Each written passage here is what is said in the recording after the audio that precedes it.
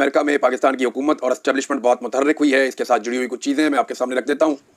मोहसिन नकवी साहब जब गए थे अमेरिका में, तब पाकिस्तान ने अमेरिका के सामने ये मौक़िफ़ रखा था कि इमरान खान साहब को फौरी तौर पे नहीं छोड़ा जा सकता। हाँ, लेकिन उन्हें छोड़ा जा सकता है, उसके लिए कुछ टाइम चाहिए होगा, क्योंकि अगर फौरी तौर पे इस तरह इमरान खान साहब बाहर आ जाते हैं तो उनके पास इतनी बड़ी सियासी कुव्वत होगी और वो इतने बड़े लीडर बन जाएंगे, फिर वो किसी से कंट्रोल नहीं हो पाएंगे, वो एक डिक्टेटर में कन्वर्ट हो जाएंगे। ये इनका मौक़िफ़ था, इन्होंने जाके वहाँ पे दिया। हालांकि इमरान खान एक जमहूरी आदमी है, वो ह्यूमन राइट्स की बात करते हैं, और उनके दौरे हुकूमत में कहीं पे जुल्म और ज़्यादती हुई तो वो इस बड़े पैमाने पे कभी भी नहीं हुई जिस बड़े पैमाने पे पीडीएम की रवायती सियासी जमातों ने जुल्म और ज़्यादती को सपोर्ट किया, जो पाकिस्तान की एस्टेब्लिशमेंट ने पाकिस्तान के अवाम के ऊपर और मुख्तलिफ तबकात के ऊपर करवाए हैं। अच्छा, जो मोहसिन नकवी साहब ने टाइम फ्रेम दिया हुआ था वो भी तकरीबन गुजर गया है, और जो विल्सन की डेडलाइन थी वो उस डेडलाइन के साथ मैच करती थी। देखिए, आपको याद होगा जो विल्सन ने जब अपना बिल तैयार किया था तो जो विल्सन ने एक डेडलाइन दी थी, उन्होंने कहा था जी मैं टाइम दे रहा हूँ, इतने अरसे में पाकिस्तान की हुकूमत रिहा कर दे इमरान खान साहब को। और ये ऐसा नहीं है कि जो विल्सन ने खुद ही उठ के टाइम दे दिया था, ये पाकिस्तान के जो लोग वहाँ पे गए थे उन्होंने वहाँ यकीन दहानियाँ करवाई थी कि जनाब हमें इतना टाइम आप दे दें, हम इस मामले को रिजॉल्व कर लेंगे। इन्हें लगा कि इस बीच में कुछ बीच में बंदे डाल के कुछ ना कुछ करके कुछ जोर लगा के इमरान खान साहब को मना लिया जाएगा और कोई डील एक तैयार कर दी जाएगी। इमरान खान साहब ने डील की नहीं, इमरान खान साहब बाहर आ नहीं सके और अब मामला वहीं पे आके वापस खड़ा हो गया। अब 24 घंटे में ये बहुत मुतहर्रिक हो रहे हैं, क्योंकि इन्हें फिक्र पड़ गई है कि जो विल्सन वाला बिल अगर किसी बड़े बिल का हिस्सा बन जाता है तो ये इनके लिए रोकना ऐसे ही नामुमकिन हो जाएगा जैसे आप ट्रेन के सामने एक आदमी खड़ा होकर वो उसको रोकने की कोशिश करे तो ट्रेन तो उसको कुचल के चली जाएगी। तो अब बचने का जो तरीका है वो वाहिद ये है कि कुछ ना कुछ करके इमरान खान साहब को जो है वो छोड़ दिया जाए और पाकिस्तान में इलेक्शन की कोई डेट दे दी जाए कि जनाब जो गलतियां या कोताहियां या जो चीज़ें भी हुई, इन सारी चीज़ों से निकलने के लिए हम एक डेडलाइन दे रहे हैं, एक टाइम फ्रेम दे रहे हैं कि इस बीच में जो है वो इलेक्शन हो जाएगा और फ्री एंड फेयर इलेक्शन हो जाएगा और इमरान खान साहब जो हैं उनको रिहा कर दिया जाए। ये वो चीज़ें हैं जो इनको बचा सकती हैं, अदरवाइज बच नहीं सकते। हाँ, लेकिन कुछ कोशिशें ये कर रहे हैं। मिसाल के तौर पे अगर इमरान खान को छोड़ना चाहें तो ये कमज़ोर करके छोड़ना चाहेंगे, उसके लिए जो एक्टिविटीज़ हो रही है मैंने पिछले व्लॉग में आपको बताई थी। लेकिन मामला ये है कि इमरान खान को अगर ये कमज़ोर करके भी छोड़ेंगे तो वो तो 2 से 3 दिन में ऐसा बयानिया खड़ा कर देगा कि ये सारे मिलकर उसका तोड़ नहीं कर सकेंगे।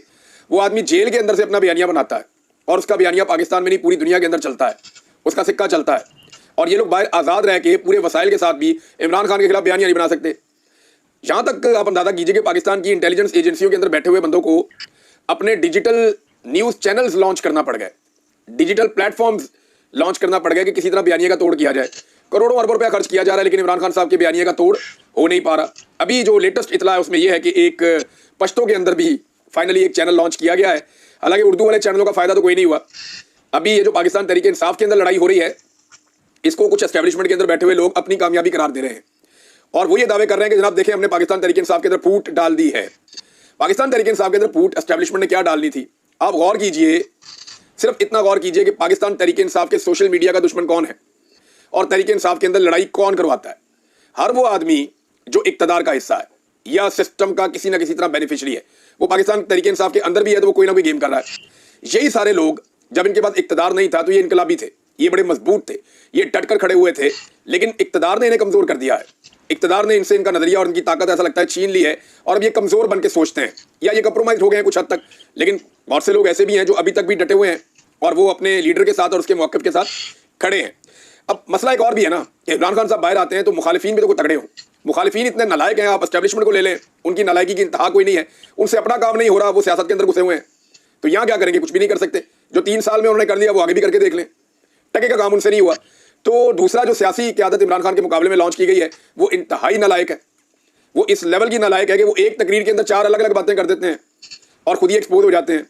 वो इस लेवल के नालायक है कि आज तक कोई बयानिया बना ही नहीं पाया, और ढंग का एक बयानिया जो कोई बनाया था नवाज शरीफ ने, वोट को इज्जत दो, वो बयानिया उन्होंने बूट को इज्जत दो दे बेच दिया, फारग कर दिया। एएनपी का जो बयानिया था वो एमल वली खान साहब ने इशारे दस्तूर पे रख के बेच दिया। तो ये सारे एक एक करके फारिग हो गए हैं और इमरान खान साहब के मुखालिफिन की हालत ये है कि अगर ये दौड़ के अंदर अकेले भी भागे ना तो फिर भी ये आखिरी नंबर पे आएंगे या फिनिशिंग लाइन को क्रॉस ही नहीं कर सकेंगे। इनके बेचारों के ये हालात हैं। अब आ जाए माइंस वाले मामले पे।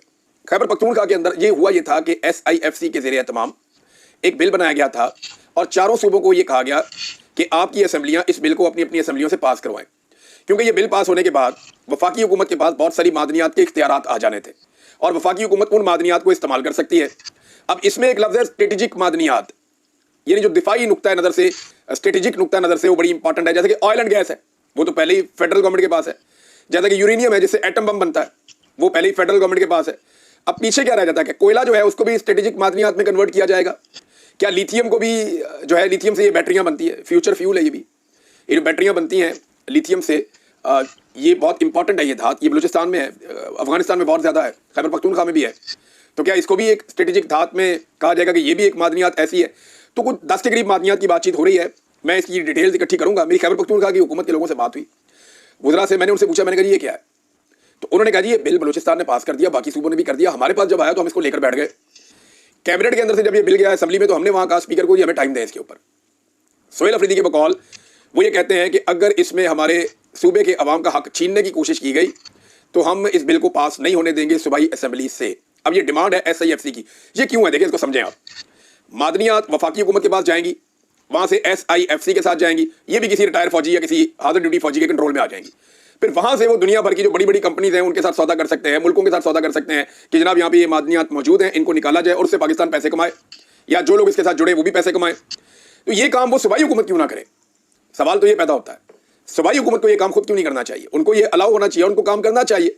मादनियात अगर वैसे ही पड़ी है तो उनका इस्तेमाल होना चाहिए और इसकी जो वजारत है उसे आगे बढ़ के काम करना चाहिए। अब इसके साथ एक और बयान जब आता है ना अमेरिका का और यहाँ पे जो सफारत खाने का, तो वो मामला फिर एक अलग तरफ चले जाते हैं कि मादनियात के मामले में जो अमरीकी मफादात के लिए एक वफद पाकिस्तान आ रहा है। खबर यह है मादनियात के हवाले से अमरीकी मफादात के मुताबिक एक वफद पाकिस्तान आ रहा है अमरीकियों का, और साथ में ये वाली जो है बिल भी पास करवाया जा रहा है। और स्ट्रेटेजिक मादनियात के नाम के ऊपर बहुत सारी मादनियात का इख्तियार जो है वो फेडरल गवर्नमेंट के पास आ जाएगा, जो सूबों के पास है। और फेडरल गवर्नमेंट उन मादनियात का सौदा जहाँ चाहे वो कर सकती है, या मुआहदा जहाँ चाहे वो कर सकती है। तो ये वो मामला है जिसके ऊपर लोग तनकीद भी कर रहे हैं। देखें, चाहे फेडरल गवर्नमेंट है, चाहे सूबाई गवर्नमेंट है तो पाकिस्तान ही। लेकिन इस वक्त क्योंकि पाकिस्तान के ऊपर एक कब्जे की हुकूमत बनाई गई है जाली फार्म 47 की, तो लोगों के दिमाग में ये आता है कि ये लोग तो पाकिस्तान को बेच के जा रहे हैं, ये तो पाकिस्तान के वसाइल को बेच रहे हैं, बेदर्दी से लूट रहे हैं। तो लोग जो हैं वो ये कहते हैं कि नहीं, इनको हमने अपने वसाइल नहीं देने। तो बलूचिस्तान में इन्होंने अपनी हुकूमत बनाई हुई है, तो जरदारी साहब से तो जिस चीज़ पे दिल करता है साइन करवा लें, और भुट्टी साहब का तो इनकार हो ही नहीं सकता। वो तो खेलते ही वहाँ से हैं जहाँ से बारी खत्म ही नहीं होती। 70 साल से बारी चल रही है, भुट्टी साहब ने उस टीम से खेलना शुरू किया है। अब ये स्ट्रेटेजिक मादनियात के मामले में, ये वफाक को देने के मामले में, या अमेरिका की जो मादनियात में दिलचस्पी है, इन चीज़ों को आप जोड़ें तो पाकिस्तान की गवर्नमेंट और एस्टेब्लिशमेंट अमेरिका के साथ अपने ताल्लुकात को मजीद बेहतर भी करना चाहती है, और उसके लिए कोई भी चीज़ उनको दे सकते हैं। हत्ता कि कुछ लोग ये क्लेम करते हैं कि पाकिस्तान को अगर इसराइल को तस्लीम करने की तरफ जाना पड़ा, देखिए खामोशी तो हमने इख्तियार की हुई है। इसराइल ने जितना जुल्म और बर्बरियत इस दौरे हुकूमत में किया, ये जो यहाँ पे पाकिस्तान में है, वो माजी में कभी नहीं किया। जो रेस्क्यू वर्कर्स हैं उनका कत्लेआम हुआ है, 15 वर्कर्स की इज्तमाई वहाँ पे लाशें मिली हैं इज्तमाई कवर के अंदर से। रोज़ाना की बुनियाद के ऊपर दर्जनों शहरियों को शहीद किया जाता है, बच्चों को और ख़वातीन को डेलिबरेटली निशाना बनाया जाता है, और ये लगातार हो रहा है। पूरी दुनिया इसके ऊपर सरापा एहतजाज चिल्ला रही है। पाकिस्तान में आप फ़लस्तीन का झंडा नहीं उठा सकते, इसराइल के खिलाफ आप एहतजाज नहीं कर सकते, आपको पाकिस्तान के इदारे उठा के गायब कर देंगे, या आप पे तशद्दुद करेंगे, आपको गिरफ्तार कर लिया जाएगा। ये पैटर्न हमने पाकिस्तान में पहले कभी नहीं देखा। तो इसराइल के लिए जो एक नरमी पैदा की है रियासत पाकिस्तान ने अपने दिल में, वो इससे पहले हमने नहीं देखी। बहरहाल ये ओवरऑल पूरी दुनिया में ही हो रहा है। जितने मुसलमान ममालिक हैं उन सबको इस पर जोरदार आवाज़ उठानी चाहिए थी, लेकिन उन्होंने आवाज़ उठाई नहीं। अब क्योंकि मैं मिनरल्स की बात कर रहा था तो यहाँ पे एक और खबर है। ये आमिर सईद अब्बासी साहब ने एक इंकशाफ किया है, ये मैं आपके सामने रखता हूँ। वो ये बताते हैं कि एबटाबाद की तहसील, ये उन्होंने 7 वीडियो भी लगाई है। एबटाबाद की तहसील लोरा है, जहाँ पहाड़ों दरख्तों को ख़त्म करने के लिए क्रश प्लांट में आज भी मुसलसल हैवी ब्लास्टिंग की जा रही है। एबटाबाद के पहाड़ों में ब्लास्टिंग हो रही है और क्रश प्लांट चलाने से बजरी बना के बेचते हैं लोग, जिस वजह से दरख्तों के साथ पहाड़ नीचे आ चुका है। पहले भी ब्लास्टिंग की वजह से बड़ा हादसा हुआ और मकामी लोगों को नुकसान पहुंचा, मगर अदालती फैसलों के बावजूद इंतजामिया खामोश है। जस्टिस मंसूर अली शाह साहब की जजमेंट के बावजूद एबटाबाद की तहसील लोरा और घोड़ा गली रोड पर पहाड़ों और दरख्तों को ख़त्म करने के लिए मुसलसल क्रश प्लांट में हैवी ब्लास्टिंग की जा रही है। पहाड़ पूरा नीचे आ चुका है। अगर एक्शन ना लिया गया तो अनकरीब बहुत बड़ा सानिया रूनमा हो सकता है। देखें, जो क्लाइमेट चेंज है उसमें सिर्फ दरख्तों की कटाई नहीं है, पहाड़ों की कटाई भी शामिल है। और हमने जितनी तेज़ी से अपने एनवायरनमेंट को नुकसान पहुंचाया छोटे छोटे फ़ायदों के लिए, शायद ऐसा दुनिया में किसी ने नहीं किया। मैं इतने सारे मुल्कों में घूमा हूँ, मैंने कहीं पे किसी भी मुल्क को, अपने वसाइल को इस बेदर्दी के साथ तबाह करते हुए नहीं देखा। हमारे वसाइल दुनिया के बाकी मुल्कों की निस्बत बहुत ज़्यादा और बड़े हैं। अल्लाह ताला ने हमें बहुत नवाजा है, लेकिन जितना हमने लुटमार की है अपने वसाइल के साथ, जितना हमने इनको बेचा है, जितना हमने इनको तबाह किया है, उसकी कोई मिसाल नहीं मिलती। जो टिम्बर माफिया है वो जैसे पूरा का पूरा जंगल उड़ा देता है, आप सोच भी नहीं सकते। बड़ी बड़ी तकलीफ होती है जब मैं जंगलों में, ऐसे इलाकों में जाके विजिट करता हूँ और मैं देखता हूँ कि पूरा का पूरा जंगल अंदर से काट दिया है। बाहर सड़क के किनारे जो है वो जंगल थोड़ा थोड़ा छोड़ा हुआ है, ताकि लोग ये देखें और उन्हें लगे कि अंदर जंगल है और अंदर सफाई हो जाती है। और ये मैंने मल्टीपल जगहों पे देखा है, क्योंकि शिकार करते हुए आपको ट्रैवल करना पड़ता है, जाना पड़ता है ऐसे एरियाज में। तो मैंने बहुत सारी जगहों पे देखा, बड़ी तबाही फिरी है पाकिस्तान में, जंगली हयात की भी, जंगलात की भी, और जो कुदरती वसाइल है उनकी भी, और पहाड़ों की भी। और ये लगातार वो सिलसिला अभी तक जारी है। अब नाजरीन, अली अमीन गड्ढापुर साहब के बयान के बाद जो उन्होंने खुदकुश हमला किया अपनी पार्टी के ऊपर, उसके बाद अब फाइनली जुनैद अकबर साहब, ये 5वीं शख्सियत हैं जो अब मैदान में आ गए हैं। जुनैद अकबर साहब ने जो है वो भी रद्द-ए-अमल दिया है और उन्होंने कहा कि सीनियर लोगों को गैर जिम्मेदाराना बयानात नहीं देने चाहिए। सीनियर लोग अगर गैर जिम्मेदार बयान देंगे तो ये मुनासिब नहीं है, इससे तकसीम पैदा होती है। दूसरी जानिब अलीमा खान साहबा क्योंकि जा रही हैं इमरान खान साहब से मिलने कल के दिन में, मंगल के दिन में 8 तारीख को, और उन्होंने पहले ही बता दिया था कि हम अपने भाई को मिलने जाएंगे, अगर ना मिलने दिया गया तो हम वहाँ पर धरना देकर बैठ जाएंगे। मेरी ये गुजारिश है अलीमा खान साहबा से कि वो दोनों बहनें ना जाएँ, एक बहन जाए और एक बहन जो है वो पीछे रुके, क्योंकि मेरी एक इन्फॉर्मेशन के मुताबिक आपको गिरफ्तार भी किया जा सकता है, और गिरफ्तार करने के बाद कहा जाएगा जी इमरान खान की बहनें तो गिरफ्तार हैं तो हम मुलाकात कैसे करवाएं। तो एक बहन जो है वो गिरफ्तार हो जाए, अगर गिरफ्तार किया जाए तो दूसरी बहन को पीछे आप रोकें, ताकि कल को इमरान खान साहब का कोई पैगाम अगर बाहर आना है तो वो एतबार करके इमरान खान साहब अपनी बहन को बता सकें और वो बाहर आवाम तक उसी तरह पहुंच जाए।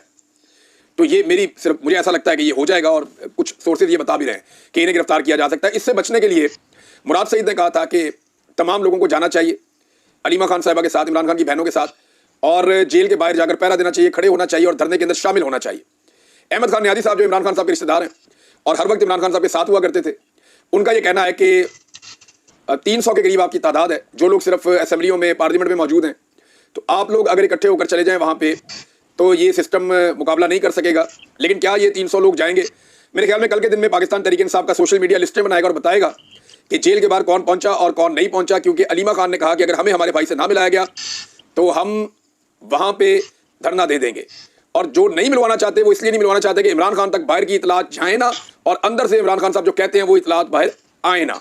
और ये इसलिए रोका जा रहा है कि कुछ ना कुछ करके कोई डील तैयार कर ली जाए और फिलहाल ये वक्त टपा लिया जाए, इमरान खान साहब पे जितना हो सकता है दबाव डाला जाए और इमरान खान साहब के जरिए से कोई फॉरेन गारंटर्स हासिल किए जाए। यानी अगर इमरान खान साहब कोई गैर मुल्की हुक्मरानों को या कोई ऐसे जो उनके दोस्त हैं उनको वो गारंटी दे देंगे तो फिर उनको वो बात पूरी करनी पड़ेगी, वो उससे पीछे नहीं हट पाएंगे।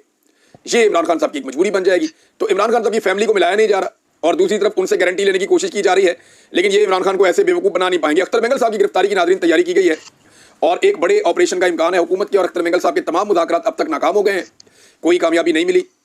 जो हड़ताल की कॉल दी थी अख्तर मेंगल साहब ने, उस पर पूरा बलूचिस्तान बंद है, मीडिया उसको नॉर्मलाइज करने की कोशिश कर रहा है, लेकिन कोयटा के अंदर मवासलात का पूरा निज़ाम दरम बरम है, बंद है, और वहाँ पे कोई इंटरनेट नहीं चल रहा, इंटरनेट की बंदिश है। तकरीबन पूरे बलूचिस्तान के अंदर इंटरनेट की बंदिश है।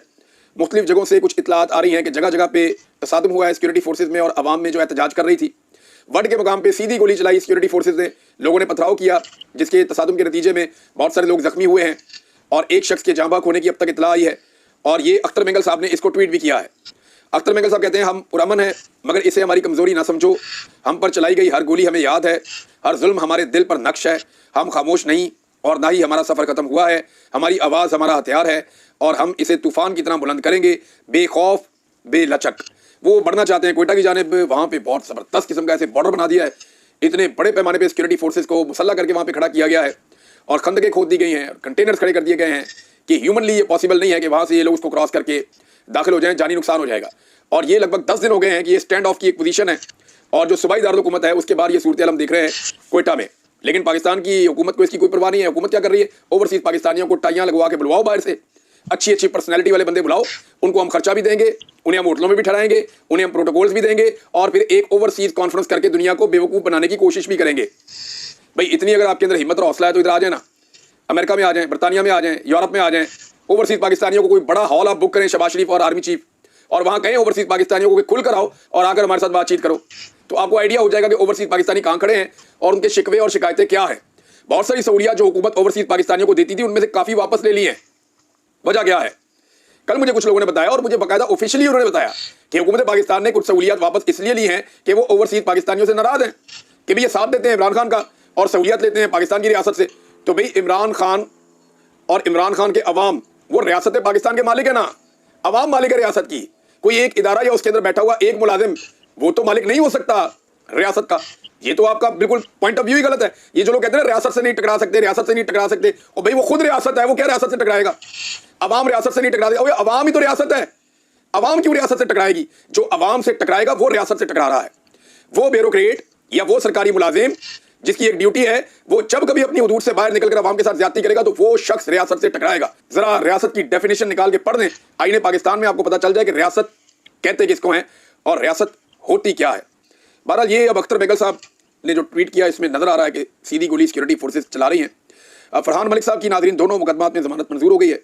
ये रफ्तार न्यूज़ को चलाते हैं, बड़े सीनियर जर्नलिस्ट हैं, बड़ा जुल्म और ज्यादती हुई इनके साथ, इनके मौक़िफ़ को बदलने के लिए, और इनको जिस तरह गिरफ्तार किया गया, जिस तरह इनको ह्यूमिलिएट किया गया, जैसे घटिया मुकदमा इन पर डाले गए, लेकिन वो इस सब को बर्दाश्त करने के बाद अब दोनों केसेस में जमानत हासिल कर चुके हैं। उम्मीद है कि वो बाहर आ जाएंगे।